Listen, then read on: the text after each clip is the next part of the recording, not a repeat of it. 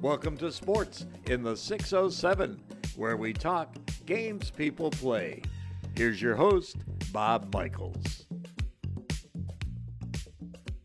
Hello again, everybody. This journey we call the 607 has really gone over favorably with many of you, if not all of you, and we want to thank you for that right off the top.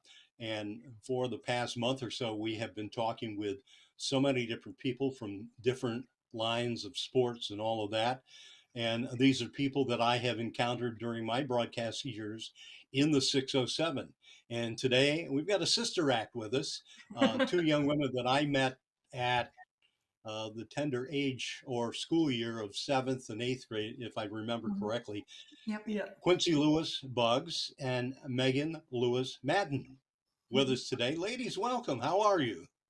We're great. Thank you for having us. It's been a while since I've seen Megan. Quincy and I have bumped into one another a few different times at all places softball. And Q, let's talk with you for a moment. I remember, and you can correct me if I'm mistaken, but I remember running into you as a 7th grader, left-handed pitcher for the Corning West Vikings. Is that right? Absolutely. And then a short time later, Megan comes along and, talk about a sister act. Quincy the pitcher, Megan the catcher. And you carried that all through high school years and all of that. Talk about the early years, how you both got started, and was softball always your favorite sport? I don't think mom and dad really gave us a choice. Yeah, I think it was pretty much softball. Quincy definitely started with softball.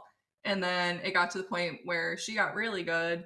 And then my parents wanted me to get really good so we could be on the same team to travel. Well, Megan, were you predestined to become a catcher, or were there other positions that you tried and maybe just fell in love with catching? So we actually both started off as pitchers. I was a pitcher when I was super little and a third baseman. And then I think Quincy outgrew my dad catching for her. And then my dad made me a catcher. So what are you saying, that Quincy threw the ball so hard that Brian just couldn't handle the pitches, or what? Yeah, my dad got hit in the shin one too many times. Well, I can relate to that. Having a baseball player in my family, and I won't go into that in a lot of detail, but he was one of the hardest throwing kids that I ever met. And I was sitting crouching in a catching position with flip-flops on, hit the top of my foot, and for about 30 days, you saw the seams of the baseball. So I kind of gave that up, but that's what parents do. We help to move your careers along. So help me out. It was Cinderella ball that led into high school ball for you? Yes. Yeah, absolutely. So we grew up through the EDPP track, and then played local travel ball up until jumping into Corning West and then the Corning Hawks. We had a fellow that is still on the scene, and Quincy, I remember when you had your high school signing at West High, and you indicated that you were going to Post University on Long Island.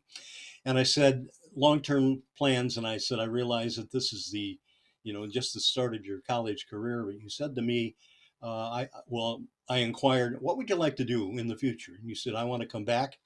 I want to take his job. Mike Johnston is still on the scene, Quincy. Do you remember that conversation? Yes. Okay. And obviously you've taken a couple of different routes to get where you are. But Megan, I want to talk about your time in college ball at Adelphi, and you had the experience of going to World Series. And honestly, I had an opportunity to follow you from afar watching games on TV. And I seem to remember that it may have been against Malloy, where you had a tremendous home run that helped the team win, or am I wrong? Honestly, probably. I'm trying to think of how long it's been. It's been quite a while. Yeah. But yeah, it was a great experience altogether. And why was it Long Island for both of you women for college? I believe, at least for me, I was playing for a travel team originally out of New Jersey area. So we did get recruited a lot through the Long Island system. I don't know how you ended up. Yeah, I think it was a lot of where So we both played for the New Jersey Nightmare, travel ball wise in high school for a bit. And it was more where our travel ball coaches had connections and things like that. I always joke that Megan made it 4 years on Long Island and it wasn't for me. So, I ended up transferring about halfway through. But a lot of it was kind of what coaches were coming to our games, who was seeing us play, things like that kind of led us more that direction. Quincy and Megan Lewis, and I have to throw in your married names now, Quincy Buggs and Megan Madden. And they are with us on the Sports in the 607. We're going to take a break right here. We'll be back to talk more softball right after this. Sports in the 607, brought to you by On a Roll, Hanover Square Horseheads. Well, Quincy Buggs on the left, Megan Madden on the right. I don't know my left from my right. We're talking softball and movement through the high school years. And before we depart that era, ladies, weigh in on maybe some memorable times that you have taken away from playing high school softball. And Meg, you can go first if you like. Sure. Definitely being Quincy's catcher. Throughout all the years, all the extra practicing. We were with each other literally 24/7 at that point. My most memorable moment, though, is probably, goodness gracious, winning playoffs together. Yeah, for sure. Definitely winning playoffs. And then being on the last team at Corning West. And Quincy? Yeah, I think... Yeah, I think for me, it was my perspective on things changed so much because I was a Viking for 4 years. And then my junior year, we combined with East. So really being part of that kind of inaugural Hawks team where we were still going to school as East and West, but we were playing together. And it's really cool now to look at the program and where it is today and thinking back to, I think that junior year we had 7 captains. Yeah. Because we took all the captains from East and all the captains from West, and like how we really navigated that as teenagers. They could have rivals, right, and we were rivals. We just it was a really cool experience looking back to be part of really creating that program and to now see the success they have today. It like gives me goosebumps. I think it's the coolest thing. It reminds me. I did a renewal of football events in the Corning School District every 5 years in the time that I was involved. And the first football coach at Corning East was Bill Johnson. And I can remember an interview that we had, and it relates to what you said about the captains, Quincy. He said that when they had the first gathering of football team, they pulled them from CFA, Northside, and Painted Post. And he said he had parents sitting in the grandstands counting players. Okay, well, that's 1, 2, 3 people on the line from CFA, so many from Northside in the backfield and all of that. So it kind of reminds me of what you said there. But one thing that I observed coming out of that and calling games in which you both were involved was when they made the consolidation of East and West as Corning Hawks, you all got along very well, even though there was that rivalry of green and white, maroon and white. You had an opportunity to come together. And Meg, I've got a lot of photos that I took, even though I was stationary behind the backstop calling games, of you and your teammates playing, I believe, was it Shaden Andolino? Am I saying that correctly? Yep, Jalen. Yep. Jalen, okay. I have a picture through the backstop of the two of you standing back to back on the infield and looking very serious about, you're going to take down Union Endicott, which seemed to be a common foe through the years that the two of you played there. Mm-hmm. So you move on to college ball. And I have to say that you two probably have, even to this day, two of the most colorful wardrobes as far as teams are concerned with travel ball and all of that being played. And Meg, we'll talk about your inclusion in the nursing business and all of that. But Quincy, you've gone on to start your own softball business. Did you think in the back of your mind that Diamond Dynamics would come to be as a young player, or did you even harvest a thought about that? Honestly, no. I started giving lessons in high school to, elementary school athletes. I coached some 12U travel ball and really was like, okay, I want to be a teacher. I love this. I love working with kids. It kind of grew into, I ended up with a career ending injury in college. I got into coaching high school ball. I got into giving more lessons and really fell in love with the coaching aspect of it. Mm-hmm. And really, I've had Diamond Dynamics all throughout college and even my time as a college coach as well. And then COVID hit, and it really was an opportunity for me to combine my love of teaching and my love of working with young adults with my love of softball. So it kind of everything fell together for it to be what I do full time, which I'm really thankful for. Well, a moment to talk about your coaching experience, because was it after you left Shippensburg that you went to Canton, or was it a stop at Mansfield as an assistant and then you went off to Canton? Yep. So my college coaching career is a little crazy. So I graduated from Ship, started my college coaching career at Rhodes College in Memphis, Tennessee, then went to the College of the Holy Cross in Massachusetts, then to Canton in upstate New York. And then Coach Gallagher actually found me at our coaches convention one year and, said, hey, like, I hear your partner is a college volleyball coach in the PSAC. What do you think of becoming my assistant? So that's actually how I ended up at Mansfield and finished my college coaching career with Coach Gallagher at Mansfield, who I just think is a phenomenal human being. And she and I still talk often to this day. Well, I have run into many players that both of you have faced as opponents. Quincy, you came into Mansfield as a Raider from Shippensburg to take on MU, and I think I surprised you when I walked up to you and say, "Hey, remember me?"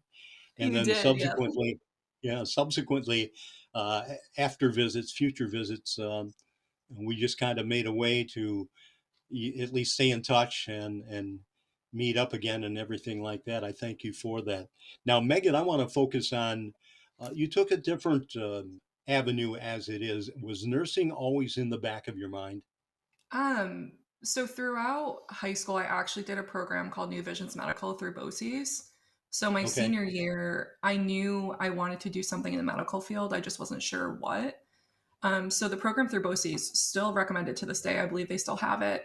I was able to do college level anatomy and physiology and get my college credits for that. And we were able to shadow different professions throughout the local hospitals. So I was able to fall in love with nursing at that point. And when I went to Adelphi, they have a very strong nursing program. So it's kind of nursing from my senior year of high school on. Right. Well, obviously, you both have had some wonderful experiences, and we want to continue looking into that individually. So we'll kind of peel the layers back. When we return, it's time for another timeout on sports in the 607. Sports in the 607, presented by First Heritage Federal Credit Union. Well, we're back, and we're talking softball and other pursuits with the Lewis sisters, Quincy Buggs and Megan Madden. And we said at the top of the broadcast that Meg is a recently married woman. Life-changing, do you think, Meg? Yes and no. We got married on our 10-year anniversary, so nothing's changed at this point except for my name. That's been around since college. Yeah. I already call him her husband. Yeah. So. Well, I know I was quite surprised. I knew that through social media that you were planning on being married and everything like that. And then I got, I think, an email or a text or something like that, and it had the name Megan Madden. And I'm thinking, who is Megan Madden? Yep. So it took a while for that to register. Quincy, are you both now in the Buffalo area, or Meg, are you in Rochester? Nope. So I think 4 years ago now I came to the Buffalo area. So Okay. I've been up here a little bit longer than Q, actually. Yeah. So we actually live about 15 minutes apart now, which is really fun for us. My husband and I moved up to Buffalo last August.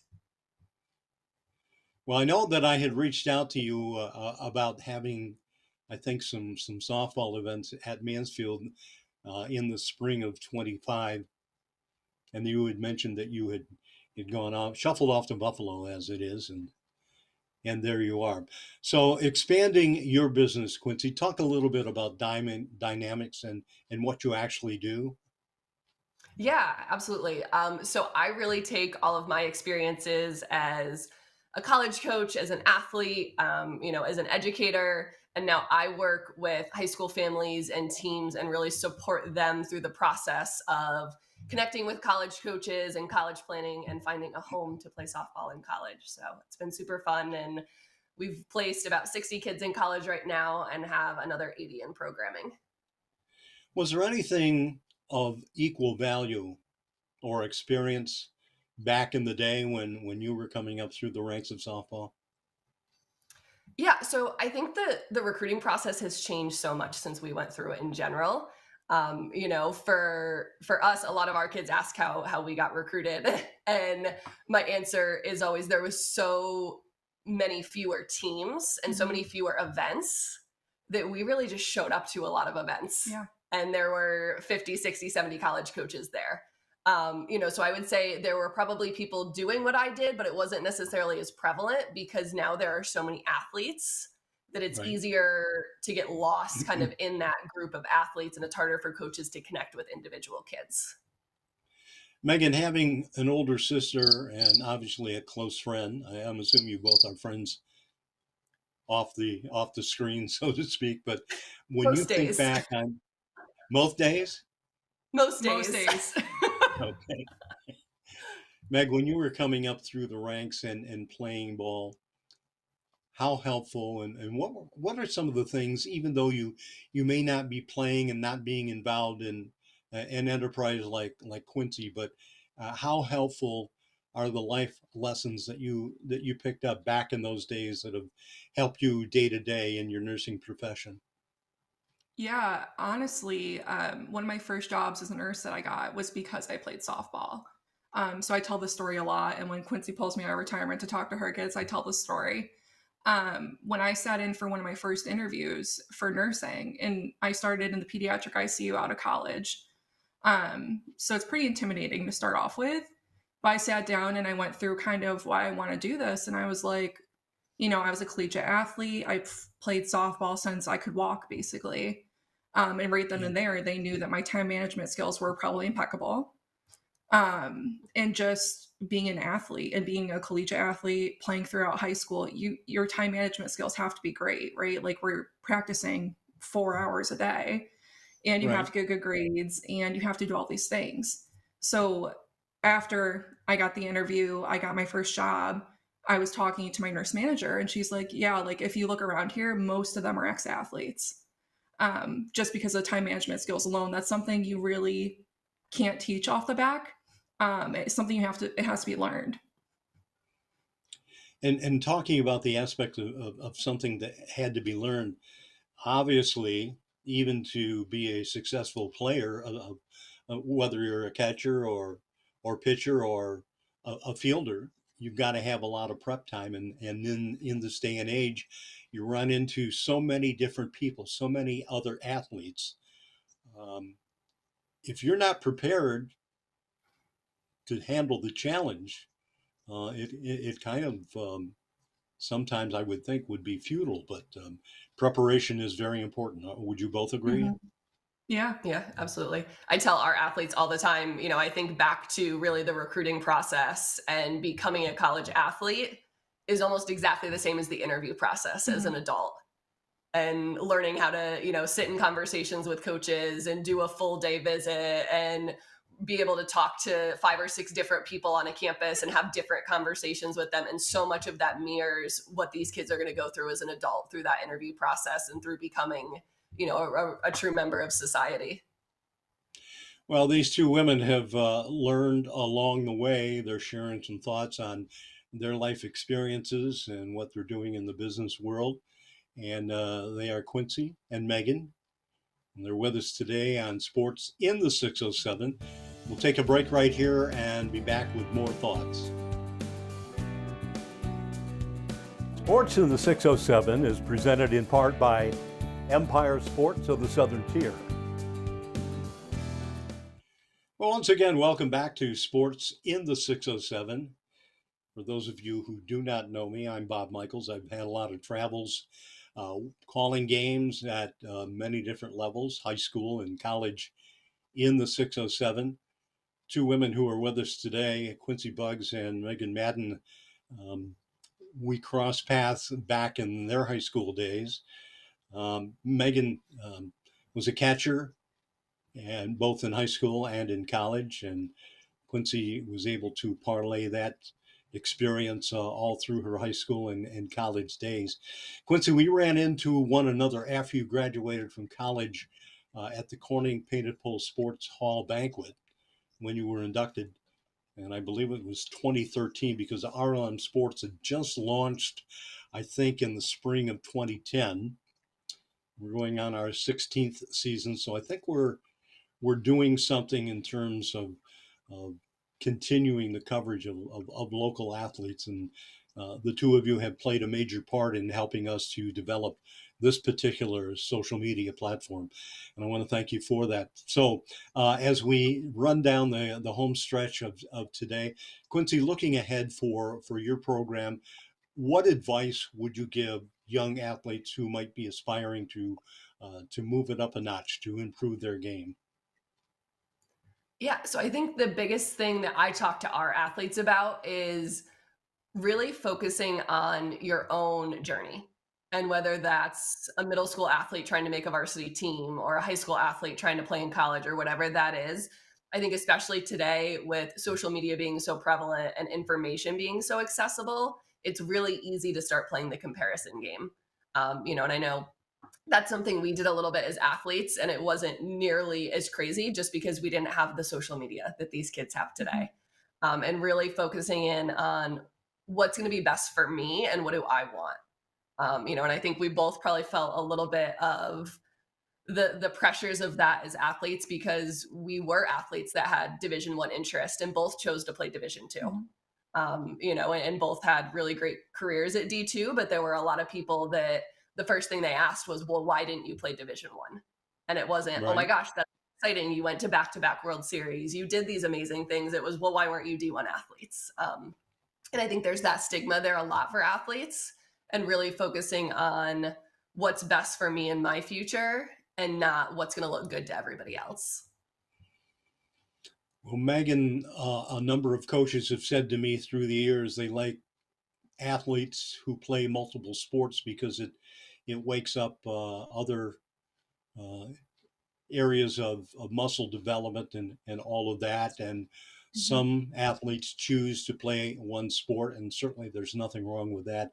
But as you look at it, what kind of experience, or I should say, what kind of advice would you offer to a young female athlete who might think, well, I want to play softball, and that's okay. And now with travel ball at the max, there are so many opportunities. But would you have any advice that you would care to offer to them? Yeah, I mean, I think I played travel volleyball, I played travel basketball, I played travel softball. Me, Quincy, my parents were on the road, I think every night of the week going to some practice. Yeah. It really helped me keep that love for softball. I'm a type of person where I need to be doing multiple different things. Otherwise, I get burnt out pretty easily and bored. And it also, I mean, every sport you're playing, you're working different muscles. So, like, having basketball season before softball season in high school helped me so much with conditioning. I mean, with basketball, you're running 24/7 during practice, you're rarely sitting there. So that got my legs in shape, which also helped me with catching, which in turn helped with my upper body strength. Um, I also was a swimmer at one point, and I think that accounts to a lot of how like quick I was able to snap the ball off in softball because my shoulder strength was so much better. And I Right. think that also prevented my shoulder injury until college. Well, the supportive family is so very important in terms of anything that anyone and a young person does in life. I would share with you probably one of the biggest proponents that I encountered in your young lives was Lori Lewis, who teaching at Northside Blodgett, if I remember correctly. I was working radio in Elmira, and your mom reached out to me, and she says, I know you're doing play-by-play of my girls' games. Is there any way possible that I could get a copy of those games? And ladies, I spent many a time editing out the commercial. I won't tell my former boss I did that, but that secret is out now, I think. Do you really? I have every single one of those CDs still. Oh my goodness. Well, your mom and I developed a very strong relationship and friendship during that time and the time that you two were playing high school ball, and got a chance to have many conversations with your dad, Brian. So I thank the two of them. Both of you, make sure you tell them I said hello. And we want to thank you. I personally want to thank you so much for enriching my life as a broadcaster. I get selfish sometimes, but I tell people when they ask me, well, what do you like most? Are you a hometown guy? Maybe if it's an out of section opponent, but all I ask for is being selfish. Give me a good game to call. And I have to say, the Lewis sisters did that for me. And thank you so much. Well, no, and thank you for everything you've done for our hometown community. I mean, when you reached out to do this, we were like, how do we make it work? When are we jumping on? And it's been so much fun for us to see kind of your growth and the way you support the community. So thank you for everything you do as well. Sports in the 607 is brought to you by Solutions Federal Credit Union. And another guy, I'd be remiss if I didn't mention it. Andy Parker is my go-to tech guy, be-all guru. I think I said it. Did I say it right, Andy? Anyways, thanks to him. Quincy Bugs, Megan Madden, best to you and your hubbies, Matt and Eric. And I'm sure we're going to see one another again. Yes, absolutely. And those of you viewing our Sports in the 607, we thank you so much for joining us. Thanks for joining us for Sports in the 607. We'll have another segment coming soon.